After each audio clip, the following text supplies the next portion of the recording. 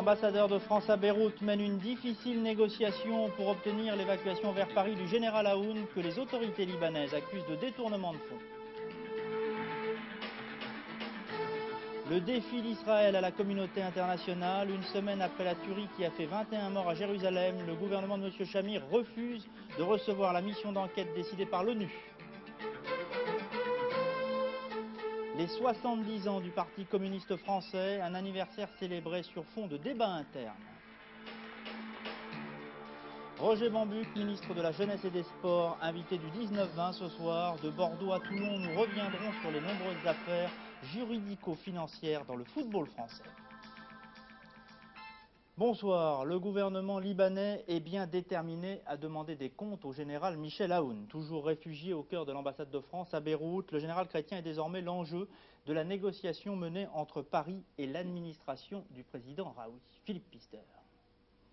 L'ambassadeur de France, René Alla, reçu ce matin par Elias Raoui pour négocier l'évacuation vers la France du général Aoun.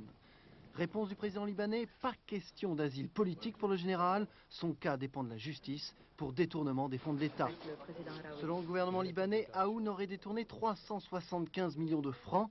Il semble qu'avant de le laisser partir, les autorités libanaises souhaiteraient que la France garantisse le retour de cette somme, comme l'interdiction de toute activité politique pour Michel Aoun. Réfugié à l'ambassade de France avec sa famille et ses proches, le général attend, comme attend à Chypre l'avion du Glam, censé le transporter vers l'exil. Le calme revenu, le passage du musée entre secteur est et ouest de Beyrouth a été réouvert à la circulation, comme ont été levés le dispositif syrien autour de l'ambassade de France, ainsi que le blocus de la région du palais de Babda.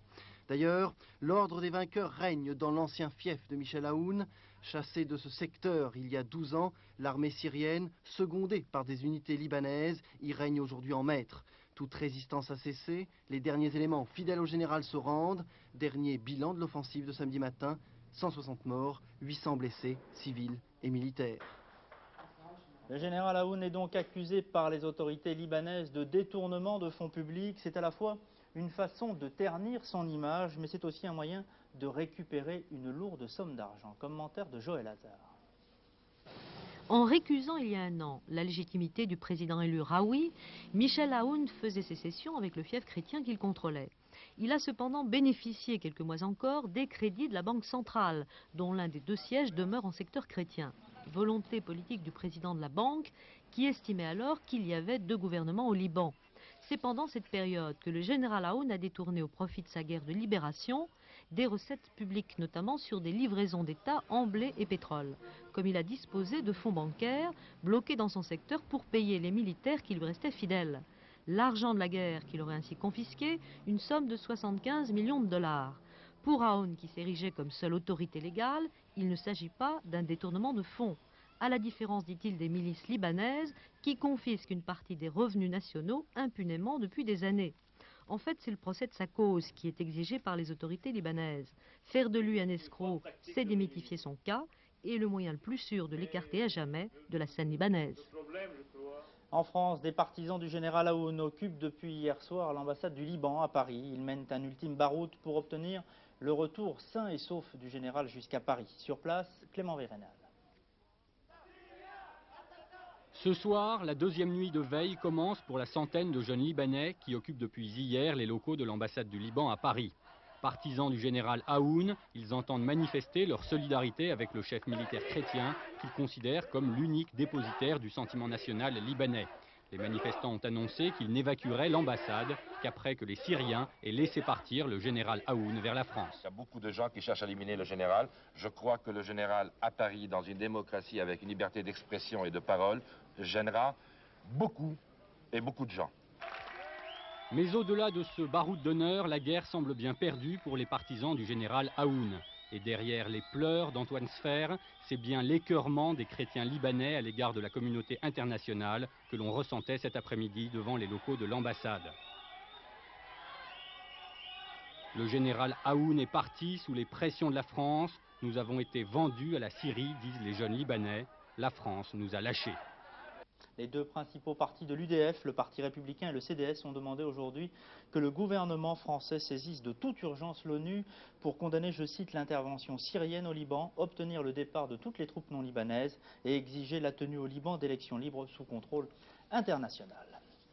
Israël ferme ses portes au droit international. Le gouvernement de M. Shamir a refusé aujourd'hui la résolution 672 des Nations Unies et surtout la mission d'enquête sur la tuerie de Jérusalem. Ce refus, qui ressemble à un défi, s'adresse à l'ONU, mais surtout aux États-Unis. À Jérusalem pour la 3, reportage de Marc Mémon et de Philippe Jasselin. La décision du gouvernement israélien ne surprend personne ici, même si elle frappe par sa fermeté. Les Israéliens, le gouvernement du Likoud allié aux ultras, au pouvoir actuellement, ne pouvaient pas accepter l'idée d'une condamnation de l'ONU et évidemment encore moins de la venue sur place d'une mission des Nations Unies. Pour le gouvernement, ce qui se passe à Jérusalem dépend de la seule souveraineté d'Israël, car Jérusalem est maintenant et définitivement réunifiée depuis la guerre des 6 jours, il y a 23 ans. Vous allez recevoir la mission de l'ONU, monsieur? Non, on ne le recevra pas. Israël ne reconnaît pas la décision qui a été prise, qui ne reconnaît pas Jérusalem comme la capitale d'Israël. Jérusalem est la capitale d'Israël, au nord, au sud, à l'est et à l'ouest. Les fidèles du Mont du Temple, cette association de 9000 membres, prône la reconstruction sur l'esplanade et à la place des mosquées du temple des Juifs détruit par les Romains. Selon les Palestiniens, ils auraient été à l'origine des affrontements de lundi. Le président des fidèles du Mont du Temple est satisfait de la décision du gouvernement israélien. La décision du gouvernement aujourd'hui est une bonne décision. Je pense que tout le monde en Israël, que chaque Israélien ressent bien ce que le gouvernement a décidé aujourd'hui. Les victimes sont celles que le Conseil de sécurité blâme aujourd'hui. Nous rejetons la décision de l'ONU. La décision du gouvernement est excellente.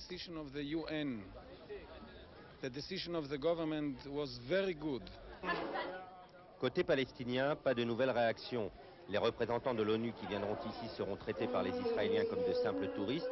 Les Palestiniens leur donneront évidemment toutes les informations qu'ils recherchent, même s'ils doutent de l'efficacité du rapport qui sera rendu. Un Palestinien a été tué ce soir par les tirs de soldats israéliens dans le camp de réfugiés de Khan Younes, dans la bande occupée de Gaza, lors d'affrontements entre manifestants palestiniens et soldats israéliens. Dans le même temps, à Tunis, la rencontre entre Roland Dumas et Yasser Arafat. Le chef de l'OLP a appelé la France à user de son influence internationale pour favoriser un règlement de la crise dans le Golfe. À Tunis, pour la 3, Memona Interman. Vers 15h, Yasser Arafat arrive à son bunker de Tunis. Il rentre tout juste de voyage éclair à Bagdad, où il a rencontré Saddam Hussein. Cette démarche a été faite spécialement avant la rencontre avec le ministre français des Affaires étrangères. Ainsi, Roland Dumas a-t-il pu entendre et percevoir les dernières positions, les dernières propositions aussi de Saddam Hussein, 2 mois et demi après l'occupation du Koweït. Je suis optimiste sur les chances de parvenir à un règlement politique. Roland Dumas est arrivé ici à Tunis pour rencontrer Yasser Arafat avec une idée, lui dire que la France était solidaire des Palestiniens et qu'elle allait poursuivre son aide. La France veut aider Yasser Arafat, qui représente la ligne modérée de l'OLP. Yasser Arafat doit en ce moment faire face aux détracteurs de son propre camp, des radicaux qui souhaiteraient un alignement de l'OLP sur des positions pro-irakiennes. Les Occidentaux, et la France particulièrement, redoutent que des Palestiniens puissent être enrôlés dans des commandos terroristes au service de l'Irak. Actuellement, Yasser Arafat et l'OLP sont isolés sur la scène internationale. Quand Arafat téléphone au roi Fahd d'Arabie Saoudite ou à des chefs d'État de la région, la plupart ne lui parlent plus. Si la France lui parle et lui donne une tribune, c'est, dit-on, pour ne pas exacerber les tensions dans la région. Ici Tunis, Memona Interman, FR3. Jean-Pierre Chevènement est en Arabie Saoudite où il a passé en revue les troupes terrestres et les moyens aériens déployés dans le cadre de l'opération Daguet. Le ministre de la Défense s'est notamment rendu dans le désert saoudien où sont installés les militaires de la 6e division légère blindée.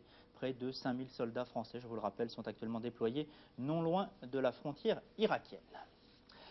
Et puis les unions chrétiennes en tête en Allemagne selon des sondages. 20 millions d'Allemands appelés aux urnes aujourd'hui pour les élections régionales dans l'Allemagne orientale, l'ex-RDA. Selon ces sondages, la CDU du chancelier Helmut Kohl arrive en première position dans 4 des 5 États fédérés recréés sur le territoire de la RDA, tandis que la CFU, donc autre partenaire de l'Union chrétienne, confirme sa majorité absolue dans le Land de Bavière. Politique en France, malgré tous les démentis, le débat fait rage au sein du Parti communiste français. Alors que Georges Marchais fêtait simultanément hier soir ses 70 ans et ceux de son parti, les reconstructeurs occupaient, eux, son terrain de prédilection. Reportage de Christian Bèze. On dit à l'heure actuelle que le Parti communiste est un parti en crise. Qui dit ça? Pas les adhérents du parti. Certains peut-être. Non, moi je connais pas d'adhérents du parti qui disent que le parti est en crise. Officiellement, rien ne se passe au sein du vénérable et très orthodoxe Parti communiste français. Rien d'anormal en tout cas. Rien d'autre qu'un double anniversaire, le 70e, celui du parti, né à Tours en 1920, mais aussi celui de son secrétaire général, Georges Marchais. Rien d'autre enfin que les préparatifs d'un congrès, le 27e, prévu pour décembre. Officiellement donc, les communistes débattent comme ils doivent le faire en pareille circonstance. Presque la routine en somme. Les décisions, ce sera le Congrès qui les prendra, en bénéficiant des 3 mois de travail personnel et collectif que vont fournir les communistes. Pourtant, certains détails ne trompent pas. Ainsi, hier, à Chevilly-Larue, en plein cœur de la puissante fédération communiste du Val-de-Marne, jusqu'ici légaliste, c'est à Charles Fitterman que le maire communiste Jean Pettenati avait demandé d'inaugurer une école. Plus qu'un symbole, presque une provocation. Entouré de quelques élus communistes voisins, le maire de Chevilly-Larue envoyait un avertissement clair à Georges Marchais. Même au sein de la propre fédération du secrétaire général, les idées de Charles Fitterman font leur chemin. Une certitude qui donne aujourd'hui au chef de file des reconstructeurs comme une assurance tranquille. Je ne recherche pas, je répète, la constitution de clans ou de clivages, mais simplement à créer les meilleures conditions pour que le Congrès puisse prendre les décisions qui conviennent, opérer les mutations, les renouvellements, les rénovations, utilisons les mots qu'on voudra, qui sont indispensables à notre époque. Quand tout bouge, il faut bouger. Si on reste immobile, eh bien, c'est le dépérissement et la mort. Les sports maintenant, la tradition respectée, mais les favoris battus en cyclisme cet après-midi dans la dernière grande classique française, Paris-Tours. C'est le Danois Rolf Sørensen qui s'est imposé au sprint, bien sûr, sur l'allée de Grammont, devant l'Australien Phil Anderson, Maurizio Fondriest, l'Italien, et l'autre Danois, Kim Andersen, course que vous avez probablement suivie cet après-midi en direct sur la 3. Football, la victoire de l'équipe de France hier soir sur la Tchécoslovaquie est venue conforter les bons résultats des clubs français en Coupe d'Europe. Mais elle n'a pas effacé toutes les péripéties juridico-financières de ces dernières semaines, avec en point d'orgue l'incarcération vendredi dernier de Roland Courbis, le manager de l'équipe de Toulon. Le football français n'en finit donc pas d'être une affaire. Nous en parlons dans un instant avec Roger Bambuc. Le point, Didier Chaumont. Le petit monde du ballon rond aurait-il perdu son âme? La dégradation du football français résulte de la situation des clubs professionnels, pour la plupart déficitaires. Des clubs qui vivent au-dessus de leurs moyens depuis quelques années en payant des salaires démentiels aux joueurs. Mais ce processus est inéluctable pour rivaliser avec les clubs européens. L'affaire du Sporting Club de Toulon a créé une nouvelle onde de choc. Mais en 82, c'est le scandale de la caisse noire de Saint-Étienne qui met le feu aux poudres. Scandale qui aboutit à l'incarcération du président des Verts, Roger Rocher. Autre étape dans ces affaires, l'afflux massif d'argent après la bonne performance de l'équipe de France au Mondial en Espagne, puis au Mexique. Autre facteur venu perturber le milieu du football, l'arrivée des chefs d'entreprise, Jean-Luc Lagardère au Racing, Bernard Tapie à Marseille. Le contentieux Tapie-Bèze ne va pas non plus arranger les mœurs du football français. Tout un système perverti, en multipliant par 4 le salaire d'un joueur, les clubs les plus modestes ont dû s'endetter pour rester compétitifs, voire même constituer une caisse noire comme à Toulon. Ce brassage d'argent aboutit inexorablement à cette situation. C'est tout le système qui est à remettre en cause. Alors, Roger Bambuc, ce système, allez-vous le remettre en cause? Nous avons déjà commencé cette mutation puisque nous avons donné 1 an aux différents clubs professionnels, pas seulement dans le football mais l'ensemble du sport, 1 an pour adapter leur structure aux exigences de l'évolution du sport professionnel. de manière à ce que nous puissions atteindre cette transparence qui est nécessaire à la bonne marche des clubs professionnels, il faut que nous puissions exercer nos contrôles d'une manière préventive et punir avec la sévérité nécessaire, requise, ceux qui trichent, ceux qui fraudent, ceux qui trompent surtout tous ces dirigeants bénévoles jeunes qui vont dans les clubs de football ou autres sports et qui le vont parce qu'ils ont envie de se faire plaisir et là-dessus ils se sentent totalement trompés. Il faut que nous puissions, d'ici le délai imparti, c'est-à-dire janvier 91, c'est très près, et d'ailleurs ça bouge beaucoup. J'ai lu dans la presse qu'il y a un certain nombre de clubs qui se transforment en SEM parce qu'il leur semble que c'est cette meilleure manière qu'il y a de bien assurer le contrôle de la gestion de ces clubs. Alors, deux petites questions. Le président Haas du club de Toulon déclarait dans une dépêche AFP à propos de l'incarcération de Roland Courbis, en fait, on a voulu montrer que prendre le cas de Toulon comme un cas exemplaire, mais ce sont tous les montages qui existent dans tous les clubs de première division comme de deuxième division. Il y a des intermédiaires partout et il y a ici et là, au cours des transferts, de l'argent qui circule. Non, je ne crois pas que la saisine qui a été faite de ce cas de Toulon a été la volonté de faire un cas exemplaire. M. Charras et ses services, lorsqu'ils se sont lancés dans le contrôle exhaustif de tous les clubs professionnels de football, ont dit qu'ils allaient le plus loin possible dans leur investigation. Et il se trouve que les fonctionnaires qui ont été chargés d'opérer ces contrôles ont noté un certain nombre de points qui devaient être traités par la justice. Ils l'ont fait. Ce n'est pas une affaire exemplaire que l'on essaie de faire pour tirer des leçons ou alors effrayer les autres. Absolument pas. C'est le tour normal des affaires qui sont ainsi illustrées par la saisine de la justice qui a été faite à Toulon. Alors, cela touche les grandes villes, cela touche les grands clubs, mais cela touche aussi les clubs de deuxième division. Trois exemples: Strasbourg, déficit de 100 millions de francs, Mulhouse, 80 millions de francs, Niort récemment va déposer son bilan avec un déficit de 47 millions de francs. Bernard Tapie veut se présenter peut-être comme repreneur. Quel commentaire ? Je crois que si nous avons autant d'affaires qui sortent, et la presse a raison de les soulever quand ils ont des éléments, cela vient du manque de professionnalisme. En clair, Roger Bambuc, récemment, vous disiez devant l'Association des maires des grandes villes de France, le football est pourri.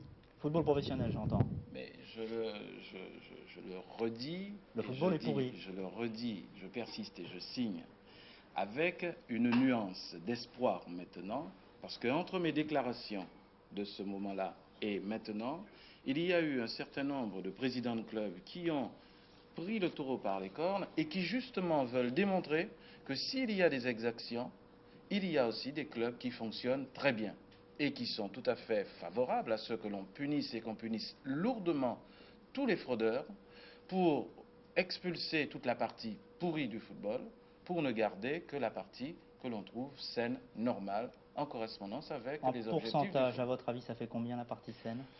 Bon, je crois que la partie saine, elle est tout à fait normale. Dans le football professionnel, dans le football professionnel, elle est tout à fait normale à toute activité économique. N'oubliez pas que ce que nous vivons actuellement, c'est que nous n'avons pas bien vécu le passage de l'activité amateur, enthousiaste, celle que vous avez connue quand vous étiez jeune, et la partie entreprise sportive professionnelle, où vous avez, dans toutes les activités professionnelles, vous avez un certain pourcentage de gens qui ne respectent pas les règles et ils sont punis par la loi. Et ce que je voudrais vous dire en plus, et c'est là où nous souffrons beaucoup, c'est que nous enseignons au travers du sport le respect des règles, respect d'une certaine éthique. Et quand nous voyons des débordements comme ceux auxquels nous assistons dans certains clubs, il n'y a pas seulement Toulon. Sport professionnel, enjeu pour une ville comme Marseille qui part à la conquête d'une finale européenne, c'est compatible avec l'éthique du sport ? Tout à fait. C'est un vœu pieux, ça. C'est le ministre qui... Non, absolument pas. Tout à fait. Je crois que c'est tout à fait compatible. Les enjeux politiques et financiers, on le voit tous les jours. Je pense que c'est compatible pour la simple et bonne raison que le sport de compétition, ça, il faut que nous puissions en débattre un jour, comment on va partager ce sport spectacle du sport amateur. Il faut que le débat s'instaure. En tout cas, vous souhaitez... Écoutez, regardez ce qui se passe en Formule 1.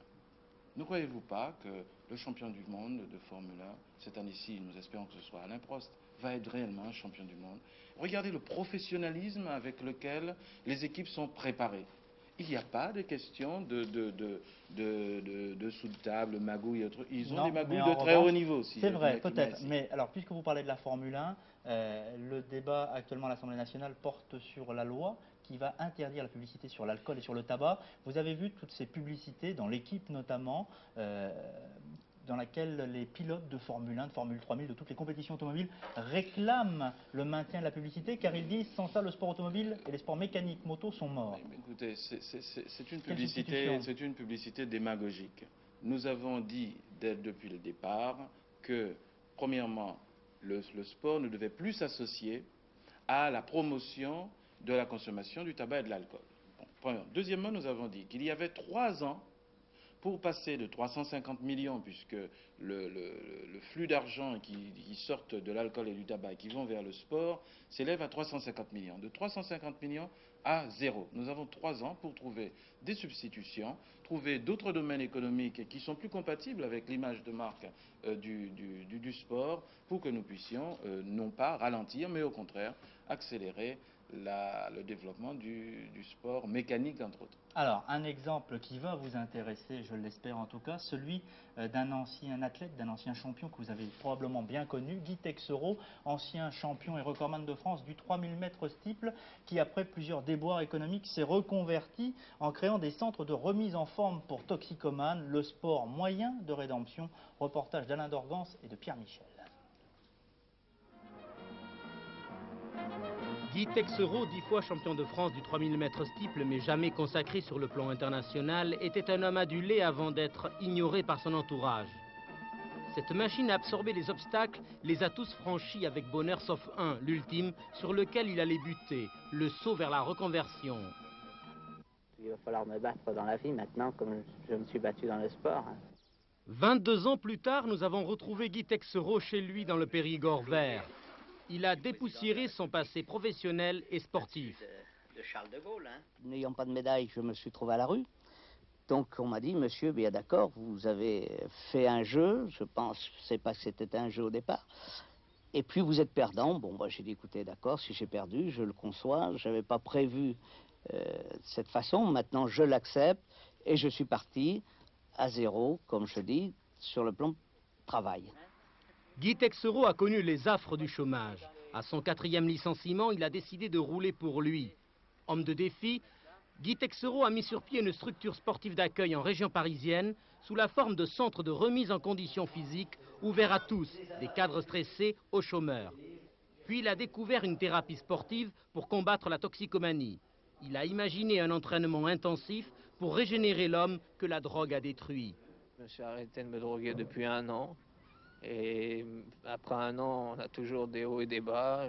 J'ai été tenté d'en reprendre, de ne pas en reprendre, de prendre sur moi, mais je sais que c'est pas encore à 100%.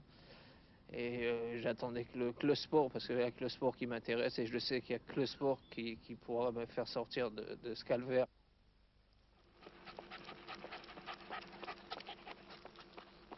Premier obstacle contourné par Guy Texereau qui voit son message reçu. La souffrance n'a pas eu de prise sur ce battant qui veut transmettre sa foi à la jeunesse et convaincre les recalés de la vie que le sport est un moyen de rédemption. Voilà, le sport, un moyen de rédemption, Roger Bambuc. Pour pouvoir intervenir efficacement, pour aider l'ensemble de la jeunesse française à faire du sport, il faut avoir un budget conséquent. Vous êtes l'une des premières victimes de la crise du golf sur le budget 91 ? Nous avons un budget de solidarité qui a un certain nombre de points positifs qui vont justement dans le sens que vous venez de dire. 40 millions vont être consacrés l'année prochaine à financer les petits clubs, en particulier tous ceux qui ont des actions qui vont dans le sens d'une insertion, d'une intégration des populations les plus défavorisées. Je veux parler non seulement de ces populations qui sont des accidentés de la vie, mais aussi tous ceux qui sont dans le monde rural, où nous avons un certain travail, que c'est le sport peut réaliser ce travail-là, permettre à des gens de se retrouver au sein d'activités physiques, se retrouver ensemble et se réhabiliter. 40 millions vont être consacrés sur le budget de 91 à cette tâche-là. Merci Roger Bambuc. Vous disiez aussi cette semaine, et notamment dans les colonnes de Libération, que Vaux-en-Velin, par exemple, marquait aussi la nécessité de développer le sport dans nombre de cités, de banlieues, dans les grandes villes. Il est 20h. Voici le rappel des titres de cette édition préparée par Frédéric Delpech. L'administration du président libanais Elias Raoui souhaite poursuivre en justice Michel Aoun pour détournement de fonds publics avant de le laisser partir pour Paris. L'ambassadeur de France tente malgré tout de négocier le départ du général. Le gouvernement israélien annonce qu'il ne coopérera pas avec la mission de l'ONU chargée d'enquêter sur la tuerie de Jérusalem. Par cette décision, Israël défie ouvertement la communauté internationale et les États-Unis à l'origine du texte de la résolution votée hier à l'Assemblée. La victoire de la CDU d'Helmut Kohl aux élections partielles en Allemagne, 20 millions d'électeurs devaient élire 5 parlements régionaux, les Länder, de l'ex-Allemagne de l'Est, et un parlement en Bavière. Le Danois Rolf Sørensen remporte la classique cycliste Paris-Tours, la 11e épreuve de la Coupe du Monde Perrier. Le Danois est arrivé devant l'Australien Phil Anderson et l'Italien Maurizio Fondriest. Roger Bambuc, merci d'avoir été le grand témoin de cette édition. Une dernière précision. Oui, nous allons organiser le 22 de ce mois, sous la présidence de M. Michel Rocard, le comité interministériel de la jeunesse. On va l'installer, ce comité interministériel. Entre autres choses, on va faire la liaison entre le sport et son rôle dans l'intégration, dans l'insertion des jeunes. Merci Roger Bambuc, je regardais ma pendule. Fin de cette édition, tout de suite la météo de Michel Touré. Je vous retrouve à 22h15 pour Soir 3. Très bon début de soirée.